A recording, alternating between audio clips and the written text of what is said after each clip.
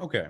And so with the end of the Cold War and economic foreign policy of the US is essentially advocating for the Washington Consensus, um, which is coined term for like a series of economic reforms. And this is like broadly kind of the, I don't know, maybe it's a bit of an overstatement, but this is like broadly what was advocated for kind of in the 90s, to some extent, the 70s and 80s. Some of these ideas are from earlier, but these are the broad kind of economic consensus about what leads to growth. And this is kind of what is broadly advocated for by the U.S.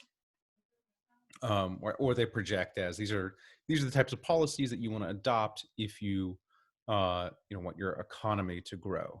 Um, it's a broadly could be categorized as neoliberal, but that is another term that I think is misused a lot. So I hesitate to use it. Seems like people sometimes mean laissez-faire capitalism when they say neoliberal, or anything they don't like is neoliberal. I don't know. It's a term where I'm not really sure what the meaning is. But okay, but let's just like take these as a bundle of policies. All right. So general curtailing of spending. Let's cut out instead of spending on subsidies usually to cronies of the government. Let's do broad-based public spending on education, healthcare, and infrastructure, tax reform. In terms of this is interest rates. This is like essentially broadly curbing inflation. These two things, liberalizing trade, promoting investment, privatizing state industries, and then deregulation, general deregulation, except for those on safety and environment and consumer protection, and then property rights. So this is like all kind of like looks like gobbledygook. If I were to rebrand it, here's my rebranding, kind of in a more slogany way. Don't go into debt, stop corporate giveaways, invest in your people, end inflation or curtail inflation, free trade, um, force companies to compete, essentially end your state monopolies that don't have competition, and instead force companies to compete with one another. Make it easy to start and end a business, which is essentially what these regulations are about. Usually regulations favor incumbents. So when you get rid of regulations, you're essentially allowing easier market entry, kind of keep the ones that you want for safety and environmental reasons, and then strong property rights. So it's weird because the Washington Consensus is largely derided now. Like it's largely, seen as a failure, or these policies are kind of made fun of or thought to have not worked. But I mean, I kind of reframe them as I've done. I don't know, sure. I think most of them would be pretty popular. At least this one, depending on how you phrase it, depending if you view the state-run industry as corrupt or inefficient or not. This one is obviously controversial. This one is also a little controversial, but the nuance, it's nuanced, so I don't necessarily want to get into it, but it's like basically what is proper monetary policy? What should be prioritized, inflation or unemployment? This one I don't think is broadly this one is not I don't think anybody would disagree with this one or in general. And then because essentially all this is saying is like if you're going to spend money on education and healthcare and infrastructure.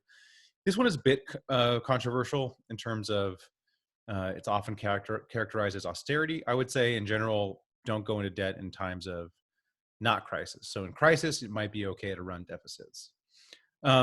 Anyways, we don't have to argue about the merits or not. It's just like this is general what was advocated for. So we're just kind of covering the history of it. This is what was advocated for. These are my rebranding of them.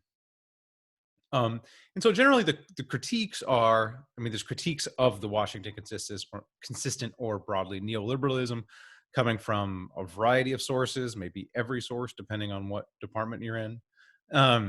So it's incomplete was one of the criticisms, that it should include more redistribution. Like it should include explicitly some sort of aid to the poor. There's an argument that there's lots of failures. Typically, the failures of the Washington Consensus, I would argue that they don't they're countries that are unstable and they don't really have the basics of a functioning economy. Like they don't really have this last one or a functioning court system. So like if you don't if you don't have property rights and you don't have basic contract enforcement or basic rule of law, like none of this. I mean, none of this is going to work. So I don't know about that. And then there are non-Washington consensus successes, most notably, say China and India, that seem to have grown despite not doing all of these. But they do some of them. I mean, there's some extent of liberalization, some extent of these things right here, these bottom ones. Certainly number 7. Um, so it's like yes, there are countries that succeed that don't perfectly follow this to a T, but they do generally adopt some form of a market economy. Yes, there are lots of failures, but again, I think most of those failures have to do with just political instability and kind of a lack of a rule of law. This one is certainly true. Like what every country is different. I mean, we're kind of like focusing on how much local conditions matter and kind of local knowledge. So yeah, it could be the case that not everything is right for every situation. This one is also certainly true that there's nothing kind of in the playbook in the Washington Consensus playbook on how to deal with crises. And you may kind of want to go into debt when you have a crisis, or you may want to have a separate set of policies when there's some sort of large crises. Um, Typically there are some of these countries are characterized by financial crises, or there's also the AIDS crises in Africa. That we don't really there's nothing in this about how do you deal with that type of crisis. So I mean, these are all broadly fair critiques, I would say. Then there is a general just anti-globalization, anti-capitalism critique of the Washington Consensus, because essentially this is arguing, hey, these are ways to get a market economy working. And then of course the trade liberalization, there are people who are anti-trade or anti-free trade.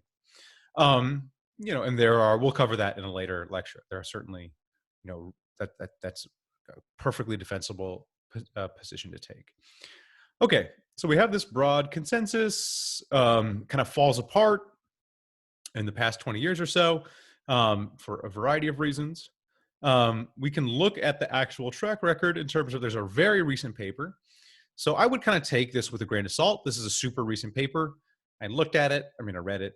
And I didn't just look at the pages, but I looked at the pages as I was reading it. And this paper tries to take an accounting of the policies. And the way they go about it is just say, let's look for jumps in the economic freedom of the world index. So this is an index put out by the Fraser Institute that tries to capture how free the economy is, or basically, to what extent, if we could put a number on it, which they try to do, how free are these various economies? Like economy like the U.S. is not perfectly free but fairly free. We generally rank similar to the Northern European countries, which are also fairly economically free as well. And so essentially what they do is they try to look for jumps in this index. So when a country undertakes reform and jumps up in the index, they find 49 cases of this over a 35-year period, where countries undertake some reform and then they jump up in the economic freedom index. And then they look at growth post that reform, and they generally find robust growth. So 1 to 3 percentage points increase in growth compared to similar countries. Basically, they do like a synthetic control group, countries that are similar to the countries that undertake reform, and then they compare the growth trajectories post-reform. Okay, here's kind of